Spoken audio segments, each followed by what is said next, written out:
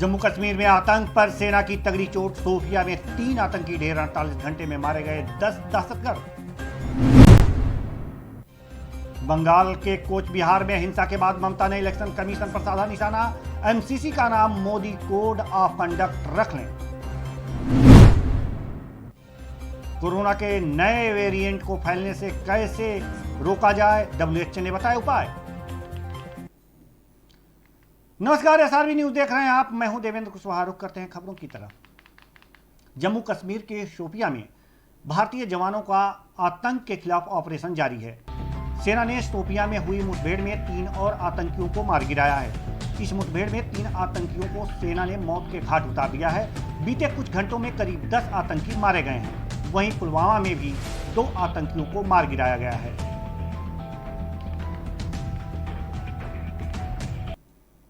बंगाल के कोच बिहार में 4 लोगों की मौत के बाद पश्चिम बंगाल का सियासी पारा हाई है। चुनाव आयोग ने वहां 3 दिन तक किसी भी नेता के जाने पर रोक लगा दी है।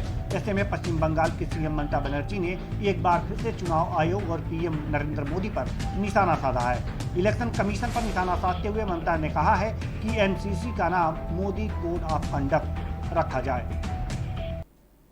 पूरे दुनिया में एक बार फिर कोरोना के आंकड़े तेजी से बढ़ने लगे हैं। भारत में भी कोरोना के मरीजों की संख्या में लगातार वृद्धि होती जा रही है। कोरोना की दूसरी लहर और नया वेरिएंट लोगों को डराने लगा है। डब्ल्यूएचओ ने इस वेरिएंट को फैलने से रोकने के कुछ उपाय बताए हैं और लोगों से इनका सख्ती से पालन करने की अपील की है। डॉक्टर क्षेत्रपाल ने कहा है कि फिजिकल डिस्टेंसिंग के उपायों और आवाजाही पर प्रतिबंध लगाकर लोगों के आपसी संपर्क को कम किया जा सकता है। इससे कोविड-19 तेजी से नहीं फैलेगा। उन्होंने कहा है कि ये उपाय वैज्ञानिक प्रमाणों और वास्तविक अनुभव पर आधारित होने चाहिए और इन्हें लागू करने में आर्थिक कारक, फूड सिक्योरिटी जैसी महत्वपूर्ण चीजों का ख्याल रखना चाहिए। कोरोना वायरस के मामलों में तेजी बनी हुई है।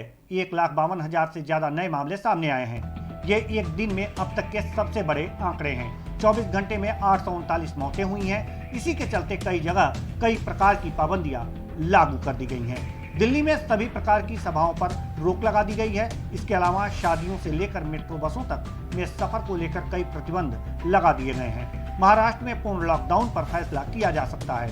वहीं देश में अब तक 10 करोड़ से ज्यादा टीके लग चुके हैं। बिहार के नवादा जिले में चल रही अवैध सिगरेट फैक्ट्री पर प्रभारी थानाध्यक्ष सुभाष कुमार ने छापेमारी कर बड़ी मात्रा में नकली सिगरेट बरामद किया है।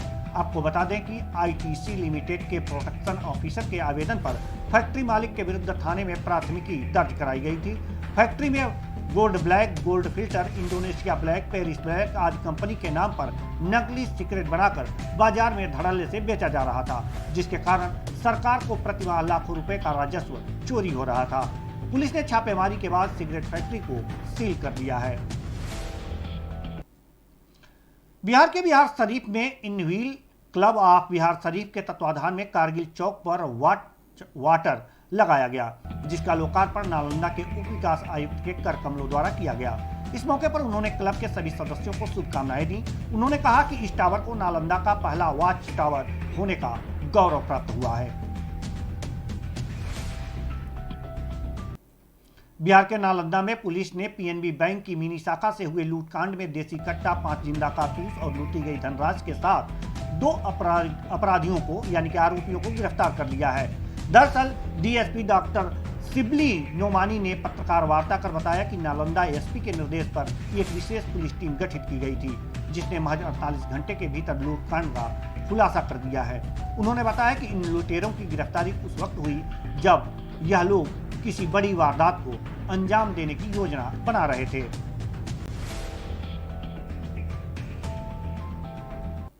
गुजरात के दाहोद में एक बार फिर कोरोना वायरस का कहर बहुत तेजी से विकराल रूप ले रहा है, जिसके चलते सरकार ने कोरोना की रोकथाम के लिए दाहोद जिले में नाइट कर्फ्यू का आदेश दे दिया है। जिले में 20 बिंदुओं पर विभिन्न क्षेत्रों में कुल 102 पुलिसकर्मी हाई अलर्ट पर रहेंगे, जिसमें सरकार द्वारा पुलिस की उच्च स्तरीय टीम भी गठित की गई है। आज फिर बात करते हैं गुजरात के दाहोद की। गुजरात के दाहोद में बढ़ते हुए कोरोना ने मचा रखा है कहर, जिसमें आ रहे सभी इसकी चपेट में राज्य सरकार द्वारा लिया गया है बड़ा निर्णय, जिसका दिया है नाइट कर्फ्यू का आदेश, जिसका टाइम है रात से 8 बजे से लेकर सुबह 6 बजे तक का। गुजरात से अकरम मंसूरी, SRB न्यूज़, दाहोद। आज फिर बात करते हैं। देश के बाकी हिस्सों की तरह हिमाचल प्रदेश में भी कोरोना के मामले तेजी से बढ़ते जा रहे हैं। कोरोना के बढ़ते केस पर मुख्यमंत्री जयराम ठाकुर ने कहा है कि अब की बार कोरोना वायरस का स्प्रेड बहुत तेज है। हिमाचल प्रदेश में एक्टिव 4,500 से अधिक हो गए हैं और मौत का आंकड़ा बढ़ता जा रहा है। फिर भी हम जरूरी कदम उठा रहे हैं।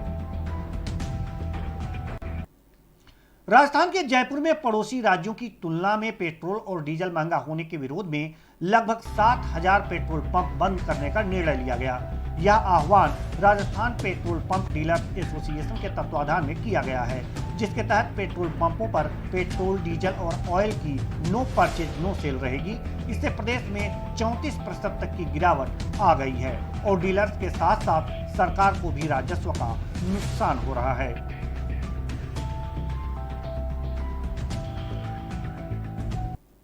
उत्तर प्रदेश के कौशाम्बी जिले में घर लौट रहे 2 युवकों को ट्रक ने रौंद दिया, जिससे दोनों युवकों की हादसे में दर्दनाक मौत हो गई।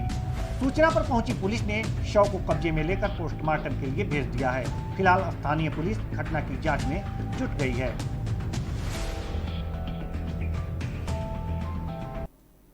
झारखंड के साहिबगंज में उच्च स्तरीय पदाधिकारियों की संरक्षण में हेमंत सरकार की महत्वाकांक्षी मनरेगा परियोजना की बिचौलियों के द्वारा खुलेआम धज्जियां उड़ाई जा रही हैं, जहां निर्माण कार्य में बालू की जगह डस्ट का उपयोग किया जा रहा है, लेकिन जिला प्रशासन को इसकी भनक तक नहीं लगने दी जा रही। सूत्रों के अनुसार स्थानीय प्रशासन योजनाओं की जांच के नाम पर सिर्फ खानापूर्ति करती नजर आ रही है, जिससे बिचौलियों का मनोबल आसमान छू रहा है। रोड जो बन रहा है यहाँ पर, लेकिन गलत तरीका से बनाया जा रहा है। यहाँ मैं भातभंगा संताली का वार्ड मेंबर हूँ, 7 नंबर वार्ड हूँ, लेकिन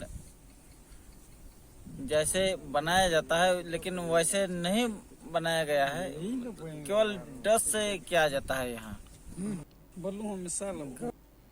यूपी के आजमगढ़ में वांछित अभियुक्तों की तलाश में निकली स्वाट टीम से हुई मुठभेड़ के बाद एक अपराधी को गिरफ्तार किया गया है। इस घटना में 2 अन्य अपराधी मौके से भाग निकले और एक आरोपी पैरों में गोली लगने पर पकड़ा गया, जिसकी तलाश काफी दिनों से पुलिस कर रही थी। मुठभेड़ में एक बदमाश को पकड़ने पर एसपी ने पुलिस टीम को 10,000 रुपए का इनाम दिया है। आज आजमगढ़ की स्वाट टीम, सर्विलांस टीम और देवगांव की टीम अभियुक्तों की तलाश में घूम रही थी। यह सूचना थी कि कुछ अभियुक्त घूम रहे जो हत्या या कोई बड़ी वारदात, लूट जैसी जघन्य घटना कारित कर सकते हैं। इसकी तलाश में पुलिस घूमते घूमते बनारपुर के पास पहुंची, जहां बुलेट मोटरसाइकिल से 3 लोग सवार दिखे। रोकने का जैसे ही प्रयास किया गया, उनके द्वारा तीनों द्वारा फायरिंग शुरू कर दी गई। पुलिस अपने को बचाते हुए फायरिंग शुरू की। उस फायरिंग में कमर के पैर में गोली लगी। बाकी दोनों अभियुक्त वहाँ से भाग गए। इस साहसिक मुठभेड़ में पुलिस अधीक्षक महोदय द्वारा 10,000 का इनाम घोषित किया गया है और अन्य अभियुक्तों की तलाश की गई है। जैसे ही अग्रिम सूचना मिलती है तदनुसार कार्रवाई की जाएगी। आज रामनगरी अयोध्या में कोरोना का संक्रमण दिन प्रतिदिन बढ़ता जा रहा है। कोविड-19 प्रोटोकॉल का पालन करवाने के लिए सिटी मजिस्ट्रेट और एसपी सिटी टीम के साथ शहर की सड़कों पर उतरे। इस अवसर पर लाउड स्पीकर के माध्यम से लोगों को मास्क पहनने के लिए जागरूक किया गया और सभी दुकानदारों को हिदायत दी गई है कि वह अपनी दुकान के सामने 2 गज की दूरी पर गोले बनाएं, ताकि दुकान पर आने वाला ग्राहक सोशल डिस्टेंसिंग का पालन कर सके और सामान खरीद सके। इसके साथ ही लोगों को भीड़ भाड़ से बचने की हिदायत दी गई। ग्रामीण इलाकों में ड्रोन कैमरे से नजर रखी जा रही है। देखिए, कल जिलाधिकारी महोदय की अध्यक्षता में बैठक हुई और कई तथ्य सामने आए कि परसों हमारे यहाँ जनपद में लगभग 50 केस थे, जो कि बढ़ कर के कल रिपोर्टेड केस 104 हो गए। इसका मतलब जो है कल से परसों से जो है कल में जो है लगभग केस डबल से ज़्यादा हो गए। इन सब चीज़ों को देखते हुए जिलाधिकारी महोदय द्वारा ये निर्णय लिया गया है कि जिस तरह से कोविड-19 के प्रोटोकॉल पहले लागू किए गए थे, उसी तरह से इस बार भी लागू किए जाएं। सभी दुकानदारों को हिदायत दी गई है कि अपनी दुकान के बाहर गोले बनवाएं। कोई भी ऐसा ग्राहक आता है जो बिना मास्क लगाए हुए तो उसको सामान ना दें और दुकानों के अंदर प्रवेश किसी भी ग्राहक को ना दें। बाहर अपने जो है रस्सी बांध करके या कोई बेंच लगा के उस तरह से दुकान के बाहर ही उसको रखें और बाहर से ही सामान पूछ करके बाहर से सामान दें। देखिए, कल यूपी के अयोध्या में त्रिस्तरीय पंचायत चुनाव की रणभेरी बज चुकी है। प्रत्याशियों के चुनाव निशान का आवंटन भी हो चुका है। इस मुकाबले में विजयश्री हासिल करने के लिए प्रत्याशियों द्वारा तरह तरह के हथकंडे भी अपनाए जा रहे हैं। सभी प्रत्याशी मतदाताओं को अपने अपने तरीके से लुभाने में जुट गए हैं। इन सब के बीच चुनाव को सकुशल संपन्न करवाने के लिए प्रशासन ने भी कमर कस ली है और ग्रामीण इलाके में ड्रोन कैमरे से नजर रख रही है। हमारा मुद्दा साफ सुथरी राजनीति करने का है कि हम अपने देवतुल्य जनता जनार्दन को साफ सुथरी राजनीति के द्वारा उनके हक की लड़ाई लड़ें, उनका हक उनको दिलाएं, किसी तरह का भेदभाव ना हो, जात पात धर्म गांव घर परिवार की राजनीति ना की जाए, एक समान व्यवहार सभी के साथ किया जाए। इसी मुद्दे को लेकर हम लोग चुनाव लड़ रहे हैं। चुनाव में प्राथमिकता क्या होगी आपकी? हमारी प्राथमिकता विकास की है, क्योंकि जो भी जिला पंचायत सदस्य चुन के आता है वो 5 साल एक बार चुन के आता है, दोबारा वो दिखाई नहीं पड़ता है। पूरा 5 साल बीत जाता है, उसके बाद दोबारा चुनाव होता है तो फिर वो क्षेत्र में आ जाता है। और कुछ एक हैं जो कभी कभार दिखते तो हैं लेकिन विकास नहीं करते, वो सिर्फ अपना विकास करते हैं। हम लोग देवता तुल्य आम जनता जो हमारी है, हम उसके विकास के लिए कटिबद्ध हैं। फिलहाल इस बुलेटिन में इतना ही। मुझे दीजिए इजाजत। नमस्कार।